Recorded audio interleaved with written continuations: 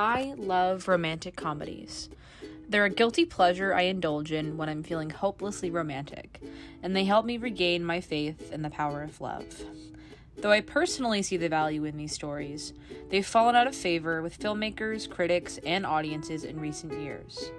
Long gone is the rom-com renaissance of the 90s and 2000s, where actresses like Meg Ryan and Julia Roberts dominated the screen in search of true love. Why did this once-loved genre fall into obscurity? Is there still a place for romantic comedies in the ever-growing and changing industry?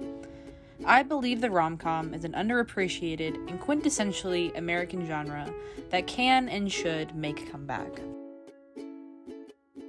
First, let's define what a romantic comedy is. Chloe Angiel, a doctor of media studies with a concentration in rom-coms, defines a romantic comedy as a comedic movie with a romance at its core that ends with the couple together. Rom-coms aren't simply romances with a few well-timed jokes or comedies that touch on relationships.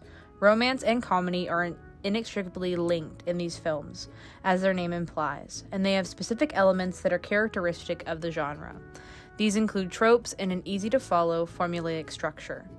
The list of rom-com tropes is longer than the list of things Kat hates about Patrick, but a few key ones are the meet-cute, the eccentric best friend, kissing in the rain, the near breakup, the grand gesture, and, of course, the happy ending.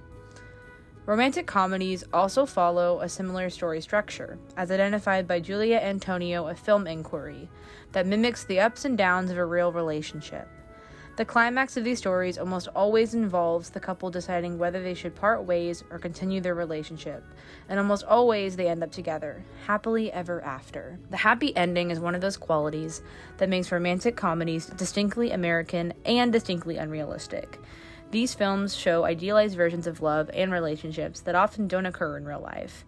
Instead of mimicking reality, they provide an escape from reality where the girl gets the guy and dreams come true. As I already mentioned, romantic comedies dominated theaters in the 90s and early 2000s. They featured standout actresses such as Meg Ryan, Julia Roberts, Sandra Bullock, Cameron Diaz, Reese Witherspoon, and Renee Zellweger. Filmmakers like Nora Ephron and Nancy Meyers were at the forefront of the genre. Nora Ephron made what is considered by many, as well as myself, to be the greatest rom-com of all time, the 1989 film When Harry Met Sally. Her films, with leading lady Meg Ryan, are standouts of the genre that served as blueprints for everything that followed. Nancy Meyers ruled the 2000s with films like The Holiday, It's Complicated, and Something's Gotta Give.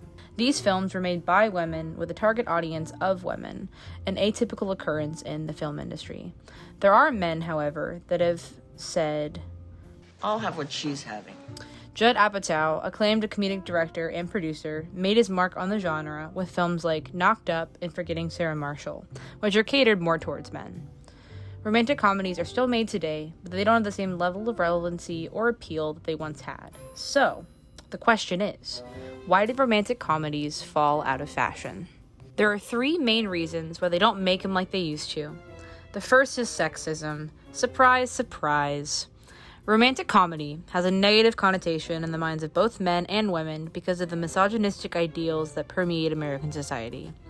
Men continue to write off the genre because romantic comedies are chick flicks and not real cinema, which is highly debatable. By boiling these films down to a degrading term, men are in turn saying that media catered towards women is valueless and substanceless, that it doesn't matter because it's targeted towards the opposite, lesser sex. This attitude is felt by filmmakers and actresses alike. Sandra Bullock, former rom-com icon, said she stopped making romantic comedies because they were bastardized and so undervalued by men in the film industry. Many other actresses, such as Kate Hudson, also left the genre because of the detrimental anti-woman attitude.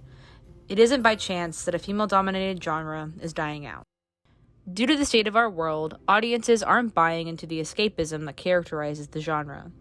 Danielle Henderson, co-host of the I Saw What You Did podcast, told Parade that nobody wants to see two traditionally beautiful Hollywood people dragging out the process of falling in love while the world is quite literally on fire, and that it's been impossible to ignore the realities of life. Our former escape hatches are not providing the same relief. I don't think anyone really buys into the meet a person, something bad happens, something good happens, and you live happily ever after model anymore. Though people desire a break from the chaos of the world, romantic comedies are no longer satisfying because they fail to recognize reality whatsoever. Serendipitous meet-cutes where you encounter the love of your life don't just happen in our day-to-day lives. Instead of providing respite, they serve as a reminder of how our lives will never be perfect. There has also been a generational shift in what women desire and value due to the feminist movement.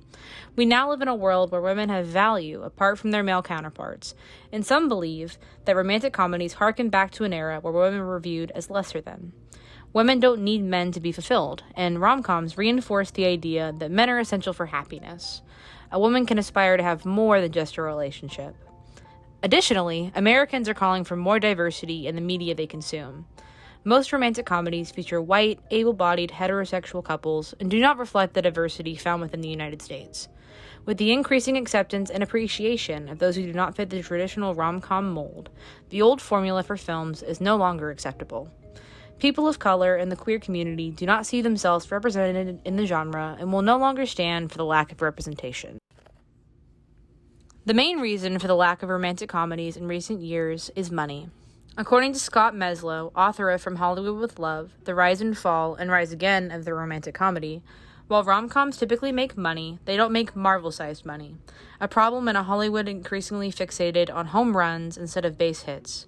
Romantic comedies largely disappeared at the studios for the same reason most mid-budget movies started to disappear. Hollywood favored massive blockbusters or traditional awards fare, with very little happening between those two poles.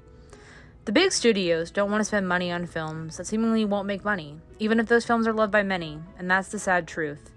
At the end of the day, most people in the film industry are in it to make money, not meaningful art. Though not all romantic comedies are top-notch and riddled with substance, they still have value to the people who make them and watch them, and that should be a reason enough to make them.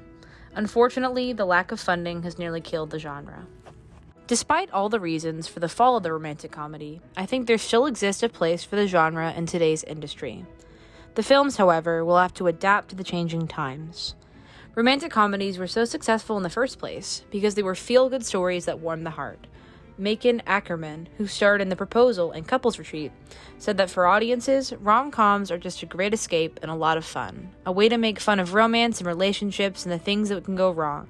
And ultimately, that's why people keep turning back to them. They just want to feel good for an hour and a half. People still want to have a laugh, and though it's embarrassing to admit, they want to believe in love. We need optimism in our cynical world, and that's why there is still a place for the disrespected genre. To revive the genre, filmmakers need to stray from convention with their storylines and casting choices. Audiences want diverse stories. They want to see themselves represented on screen. They want stories that are messy, just like real life, and that are attainable rather than unrealistic. There are some films in recent years that have challenged the stereotypes of rom-coms, but they are few and far between. The most prominent and celebrated is The Big Sick, one of my personal favorite romantic comedies. Starring Pakistani comedian Kumail Nanjiani, the film navigates the ups and downs of Kumail's real-life love story with his wife Emily. It doesn't ignore the dark parts of life. In fact, the worst parts of life are at the forefront. The film focuses on Emily's battle to stay alive after contracting a mysterious illness, and Kumail's struggle to reconcile his love for his white girlfriend with his love for his Pakistani family. It is a real romance, not an idealized one, and it's the kind of story that modern audiences crave. Other unconventional rom-coms that have been released in recent years include films centered on queer relationships, such as Bros, Fire Island, and Spoiler Alert. Both Bros and Spoiler Alert were released in theaters, which is uncommon for the post-COVID streaming world we live in. Streaming, despite its flaws, has given niche films, such as Fire Island, an opportunity to thrive. Platforms like Netflix and Amazon are reviving the mid-budget film and are giving romantic comedies a second chance. They are providing an opportunity for culturally diverse stories to be told and consumed by anyone who has access to the internet. Due to streaming, we could be on the cusp of another romantic comedy renaissance. Though I crave Oscar bait and eat up a nice neo-realist drama, not every film has to be a serious analysis of the human condition. Some films can just be fun and celebrate the heartwarming, positive parts of life. We can acknowledge the harsh reality of being alive without forgetting everything that makes life worth living. I think romantic comedies fill the void in our cold, film-frequenting hearts, and they deserve a place at the table, just like the rest of cinema. I'll have a Best Picture winner for dinner, and a Nora Ephron confection or two for dessert. What can I get you? I'll have a number 3. I'd like the chef salad, please, with the oil and vinegar on the side, and the apple pie a la mode. Chef and apple a la mode. But I'd like the pie heated, and I don't want the ice cream on top. I want it on the side, and I'd like strawberry instead of vanilla if you have it. If not, then no ice cream, just whipped cream, but only if it's real. If it's out of a can, then nothing. Not even the pie? No, just the pie, but then not heated. Uh-huh.